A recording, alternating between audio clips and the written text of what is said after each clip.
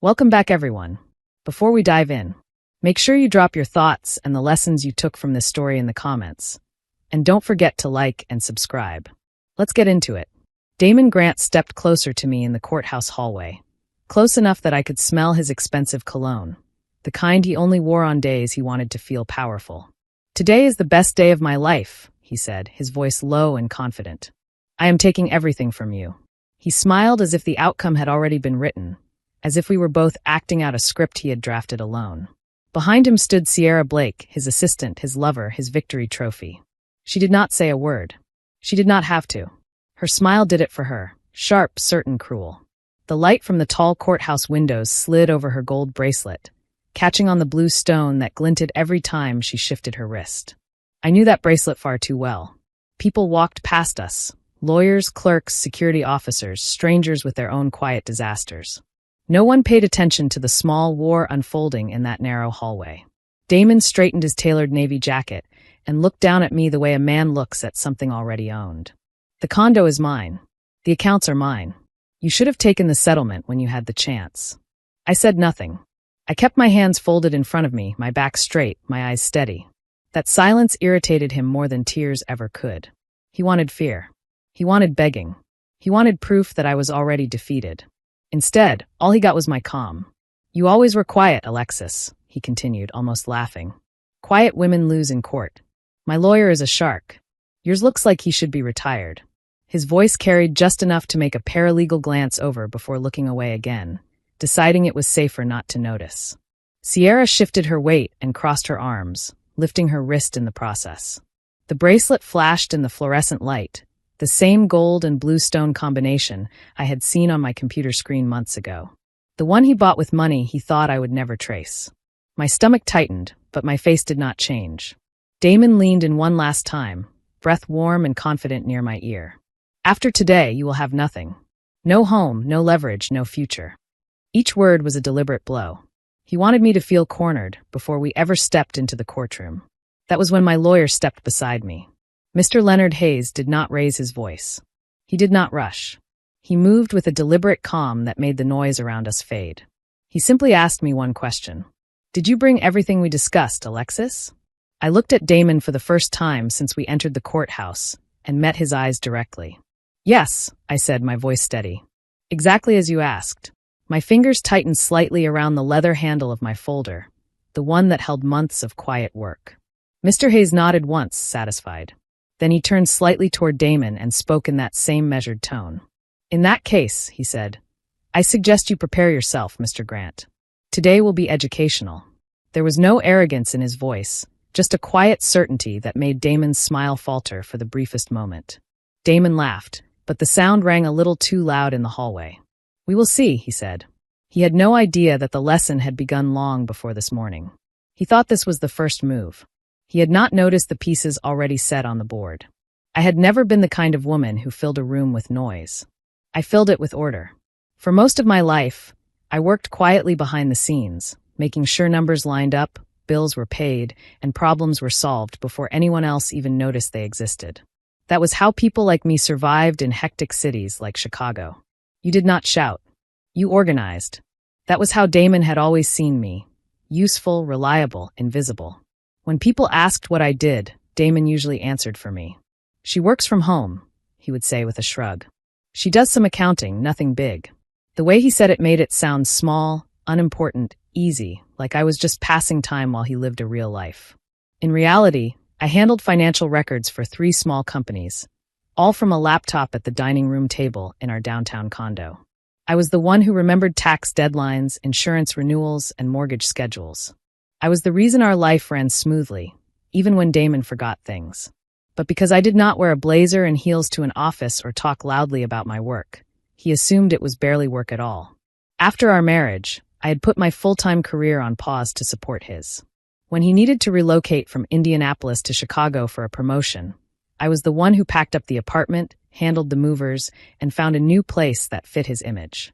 When his hours increased, I took on more freelance work, so he could chase ambitious bonuses and corporate recognition. I believed in partnership even when the workload was uneven. Damon mistook my patience for weakness. At dinner parties, he would joke that he was the provider and I was the house manager. People laughed politely.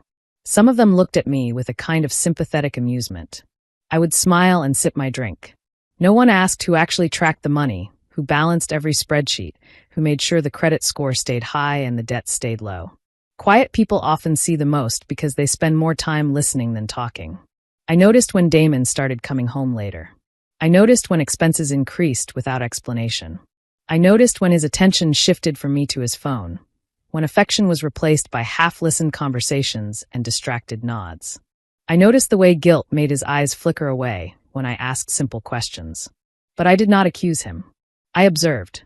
I watched him close his laptop when I walked into the room. I watched him step onto the balcony to take certain calls. I watched the new cologne appear on the bathroom counter, the one he used only on client dinners.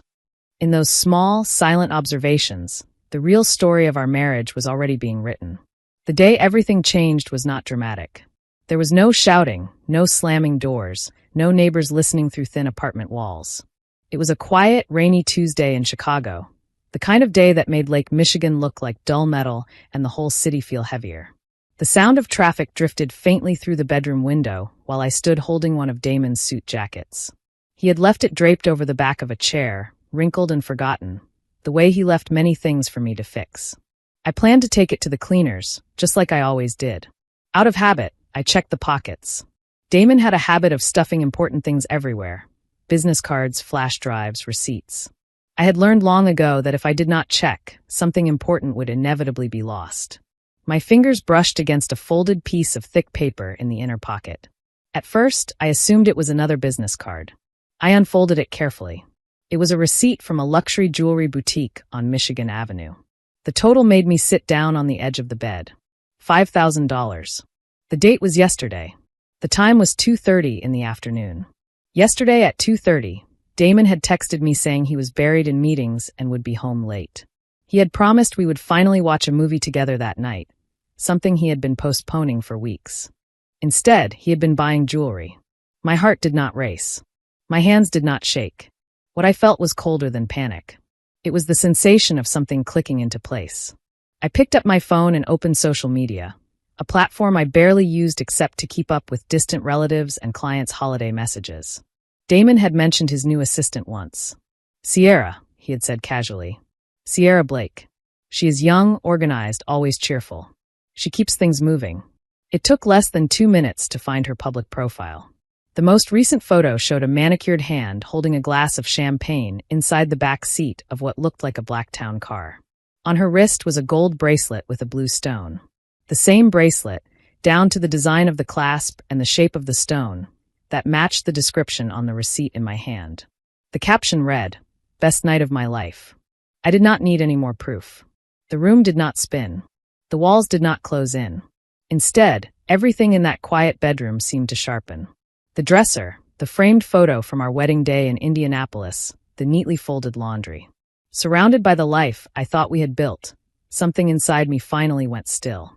The marriage was over, but the accounting had only just begun. I did not cry that night.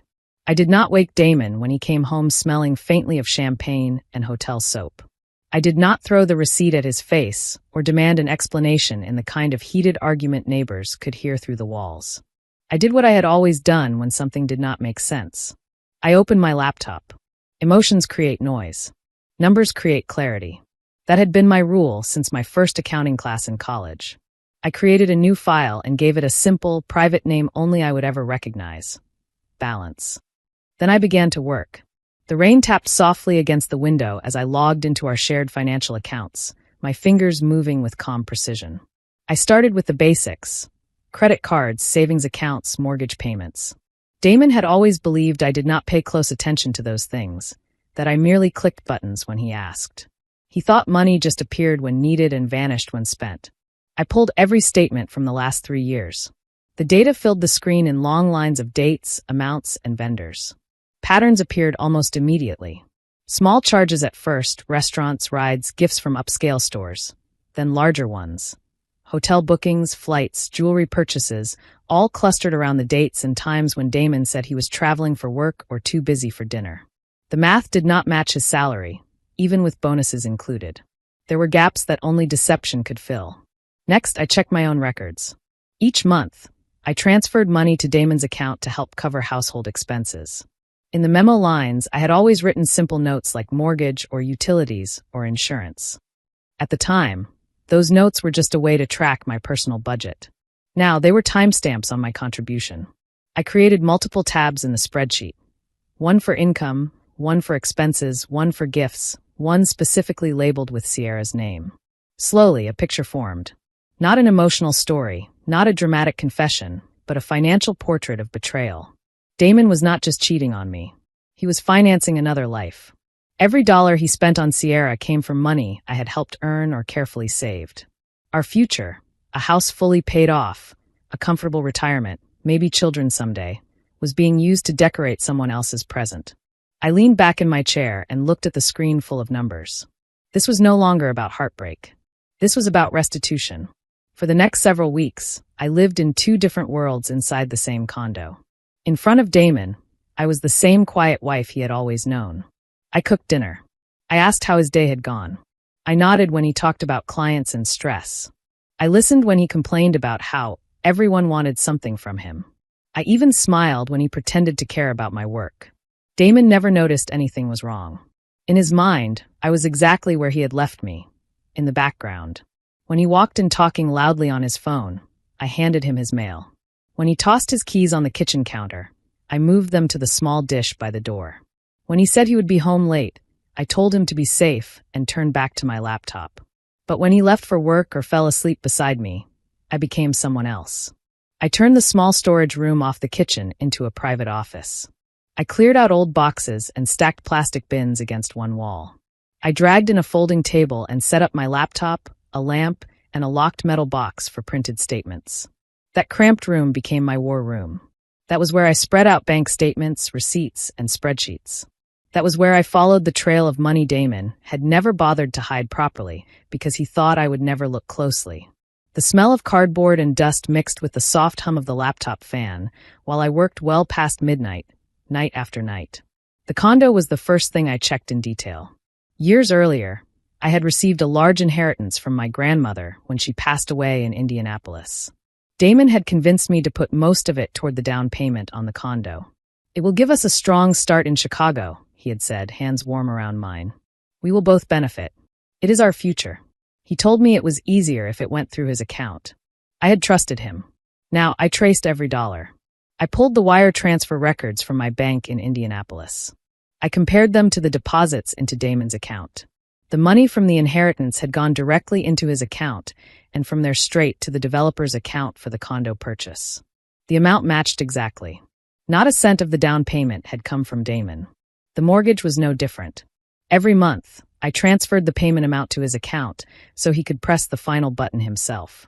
He said it made him feel like he was taking care of us. I let him have that illusion. In reality, each of those transfers was another line of proof that I was the one sustaining our home. Next came the discretionary spending. Flights to cities where he claimed to have conferences. Hotel stays at boutique hotels in downtown Chicago despite our condo being less than 20 minutes away. Dinners at rooftop restaurants, tickets to shows, spa charges, all paid with family money. When I cross-referenced them with Sierra's social media, the picture sharpened. Photos of city skylines, hotel rooms, room service platters. Her captions were vague, but the timing was exact. Then I saw something that made my blood run cold.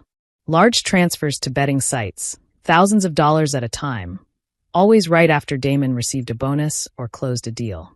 Each one was disguised under vague descriptions, but the account names were clear once I searched them. He was not just careless. He was reckless. Our stability was a game to him. One night, sitting in that small storage room office, I stared at the columns of numbers and felt my jaw tighten. By the end of that month of investigation, I had something far more powerful than anger. I had evidence. And Damon had no idea that the clock he thought he controlled had already started counting down. I did not choose the first lawyer I found. I chose the one who understood strategy. A colleague from one of the companies I worked with, Regina, a tax consultant, gave me a name. "If you want quiet but devastating," she told me over coffee in a small cafe near the river, "call Leonard Hayes. He does not posture. He prepares." She slipped me his card and squeezed my hand. You deserve better than this. Mr. Hayes's office was on a quiet street away from the glass front towers Damon loved so much. The building was older, with creaking floors and tall windows. Inside, his office was small and lined with heavy legal books. There were no motivational posters, no sleek screens cycling through client testimonials, no fake smiles and framed photos. Just shelves of law, a solid wooden desk, and the faint smell of old paper. I placed my thick folder on his desk and sat down. "Take your time," I said. My voice sounded calmer than I felt. "Everything you need is in there." He opened the folder without a word. I began to speak, not with sobs or accusations, but the way I would explain a financial report. Step by step, dollar by dollar, timeline by timeline. I told him about the inheritance, the condo purchase, the monthly transfers, the hidden trips, the jewelry receipt, the gambling accounts, and the way Damon presented himself as the sole provider. I explained how my freelance work kept us from falling behind. I described the receipts, the screenshots, the cross-referenced social media posts. Mr. Hayes listened without interrupting once. When I finished, he opened the folder and began reading through the documents with slow, meticulous attention. Minutes passed in silence.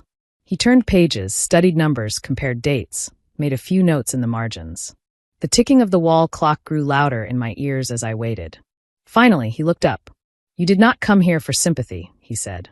His voice was low and even. "You came here to finish something." I swallowed and nodded. "Yes," I said. "I want what is mine. Nothing more, nothing less. But I want it done correctly." He closed the folder slowly, resting one hand on top of it. "You have enough here to walk away with everything that is rightfully yours," he said.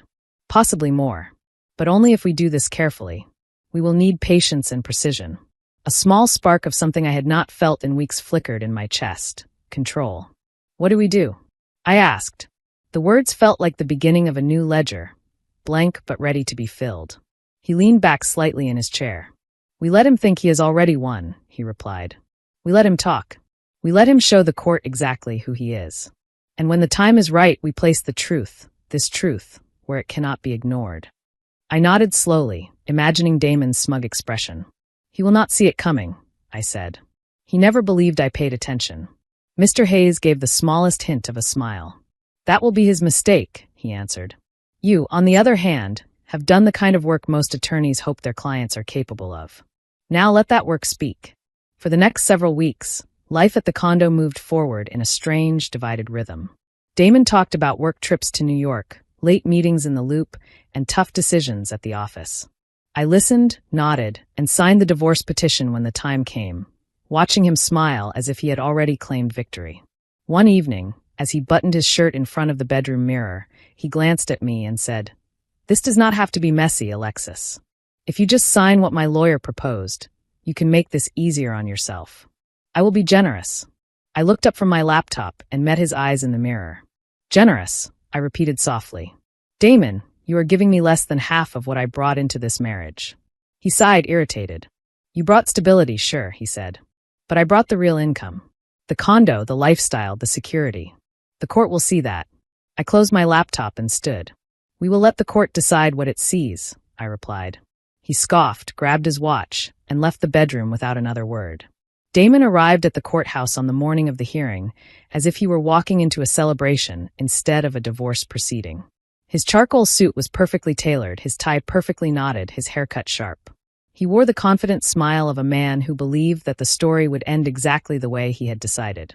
At his side was Sierra, dressed too boldly for a courtroom, but perfectly for someone who wanted to be noticed. They looked like a couple stepping into a future they believed was already secured. Sierra linked her arm through his and whispered something that made him smirk. I watched from a distance, sitting beside Mr. Hayes at the long wooden table inside the courtroom. They barely glanced at us when they entered. In Damon's mind, I was already a closed chapter. Damon's lawyer spoke first. He was loud, polished, and certain, the kind of attorney who enjoyed the sound of his own voice echoing off courtroom walls. He described Damon as the provider, the successful spouse, the man who paid for everything. He painted me as a woman who stayed at home, who benefited from Damon's hard work and sacrificed nothing of her own. I kept my face neutral. My hands rested lightly on the folder in front of me.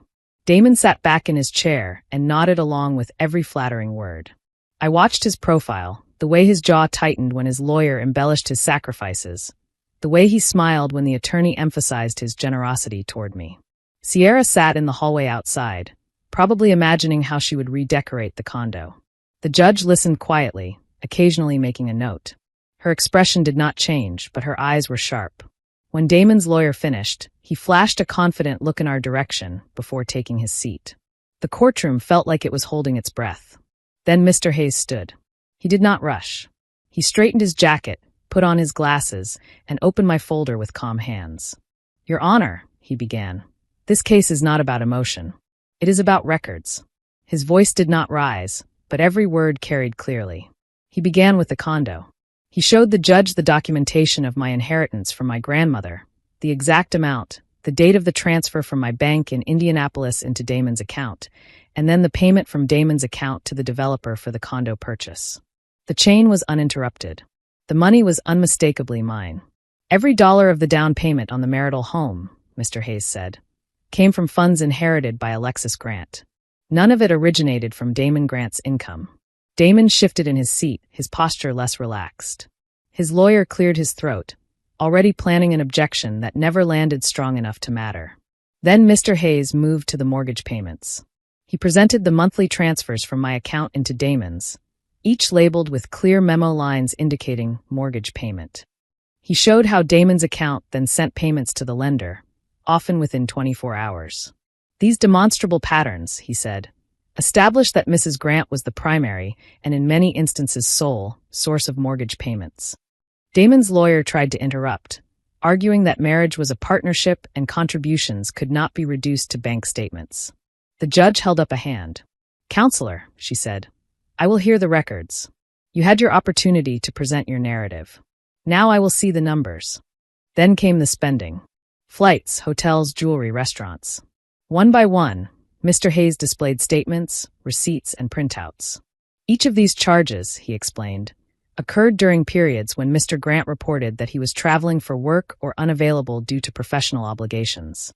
He placed a printed copy of Sierra's bracelet photo on the table, sliding it toward the judge. "This receipt," he said, lifting the $5,000 jewelry statement, "matches the date and time of the social media post by Mr. Grant's assistant, Sierra Blake. The bracelet visible here is identical in description and price to the item purchased with joint funds." Damon's face lost its color. He looked quickly toward the hallway, as if he could still see Sierra waiting just beyond the door. Finally, Mr. Hayes turned to the gambling. He presented a series of transfers to betting sites, each one labeled with the receiving institution's name. "These are not casual wagers," he said. "They are thousands of dollars at a time, occurring immediately after bonus deposits into Mr. Grant's account. These are funds that should have gone toward marital expenses or savings.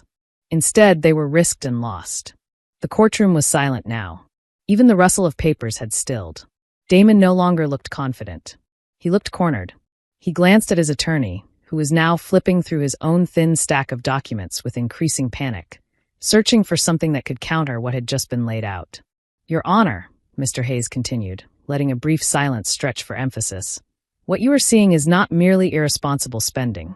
This is a consistent pattern of dissipation of marital assets and financial abuse." Mr. Grant presented himself as the sole provider. In reality, his wife's inheritance and income funded their home, while he diverted significant sums to gambling and an extramarital relationship. He handed the judge a thick stack of documents. These records show that Damon Grant used joint funds to finance gambling and gifts to a third party while concealing the extent of his wife's contributions. Additionally, there is the matter of income. He moved to another set of papers and continued. Alexis Grant, as an accountant, reviewed Mr. Grant's work-related deposits and compared them to his reported salary. The numbers do not match. He passed more pages to the judge. These records show payments routed through third-party accounts that were never reported as income and never taxed. They went directly into Damon Grant's personal use. We are not asking this court to pursue criminal charges. But the court must understand that Mr. Grant's claimed income has been exaggerated and partially hidden. Damon's lawyer sat down heavily, his earlier bravado erased. Damon stared at me from across the room, eyes wide. For the first time in months, he was finally seeing who he had underestimated. He had thought my quiet meant ignorance. He had mistaken silence for blindness. The judge removed her glasses and studied the documents for a long moment. When she looked back up, her expression had changed. "Mr. Grant," she said, her voice firm, "you have presented yourself as the victim in this marriage, the overburdened provider taken advantage of by a dependent spouse. The records tell a very different story." Damon swallowed. His hand clenched on the table. His lawyer leaned toward him, whispering something that did not seem to register. The judge glanced at the clock on the wall. "The court will take a brief recess," she said. "When we return, I will issue a ruling." Her gavel struck once, sharp and final. As everyone stood, Damon finally turned fully toward me. The arrogance in his eyes had dissolved into something raw. "What did you do?" he whispered. His voice trembled slightly, barely audible over the scrape of chairs and the low murmur of people leaving the room. I closed my folder and met his eyes calmly. "I did the accounting," I said. "Nothing more, nothing less." There was nothing left to argue.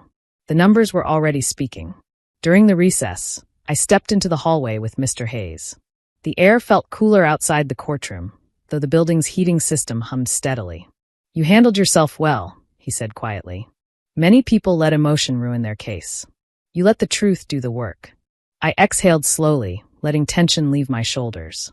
"I spent a long time looking at those numbers," I replied. They were the only honest voice in this whole marriage. Down the hall, I saw Damon talking urgently to his lawyer, his gestures sharp and agitated. Sierra stood near a bench, arms crossed tightly over her chest. When she saw Damon's expression, her face tightened. She looked away, scrolling through her phone with quick, angry movements.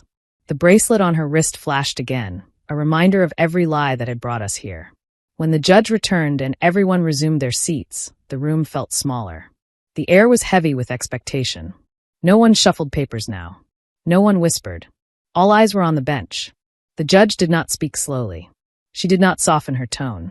"The court recognizes that the condominium in question," she said, "was purchased entirely with funds inherited by Alexis Grant and transferred directly from her account through Damon Grant's account to the developer.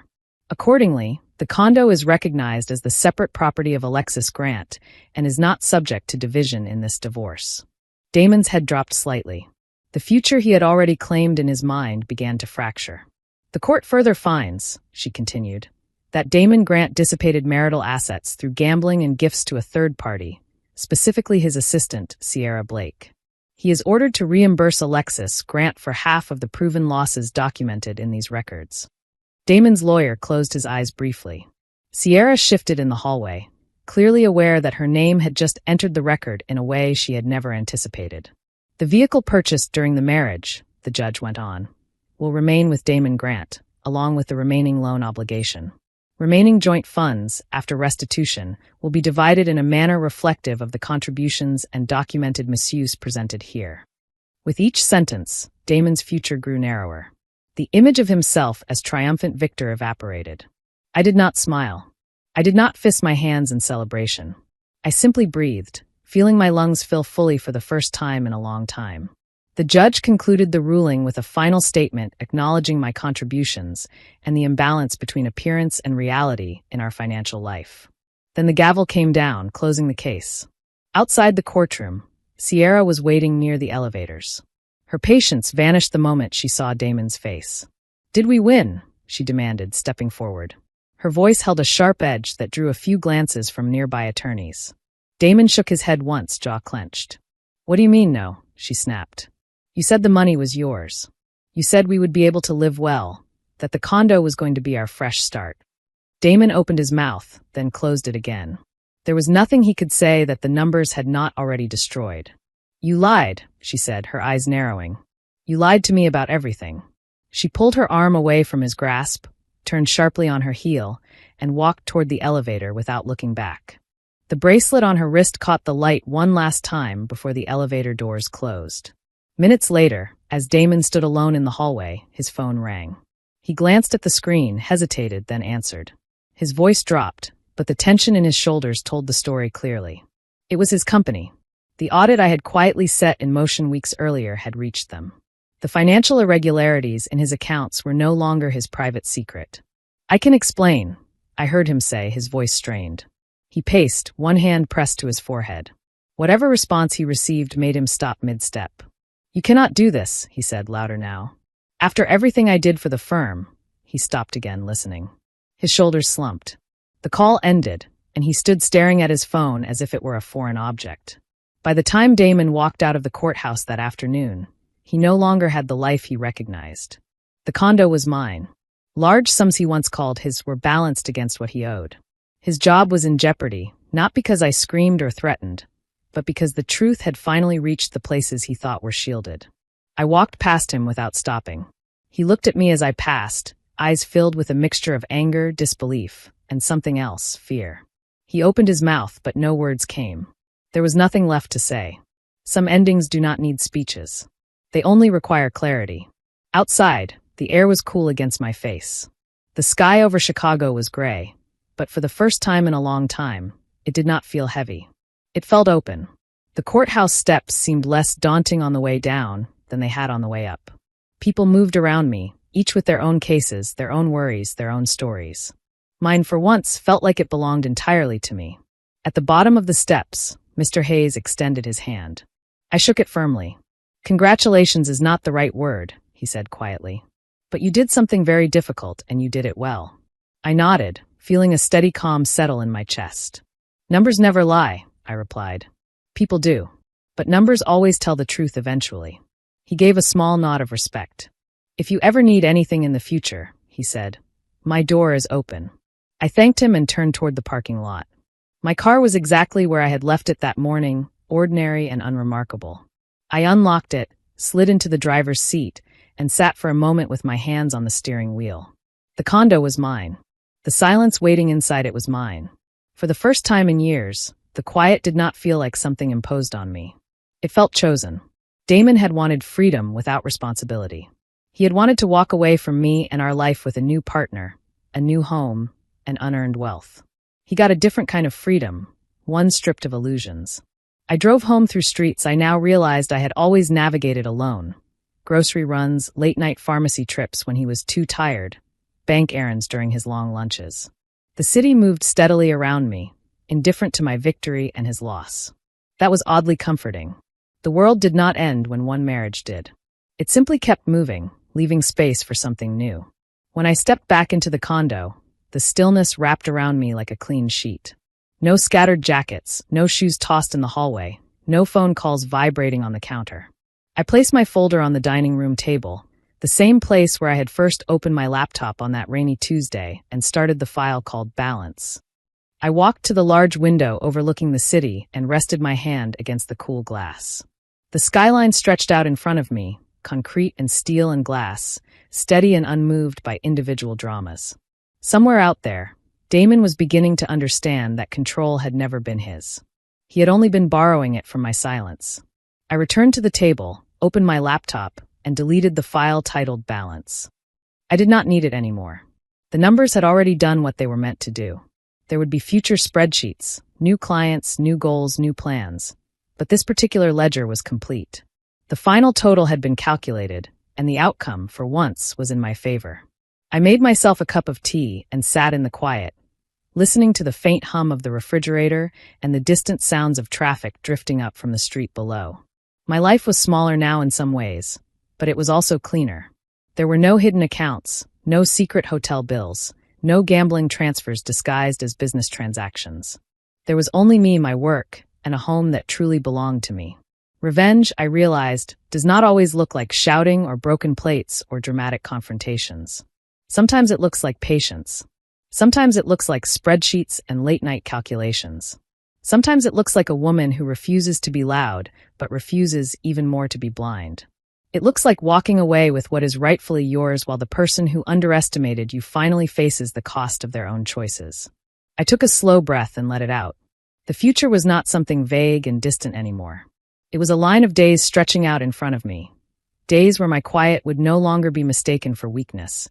Days where my order would serve my own life instead of someone else's illusions. I stood, walked to the door that led to the small storage room off the kitchen, and opened it. The folding table was still there.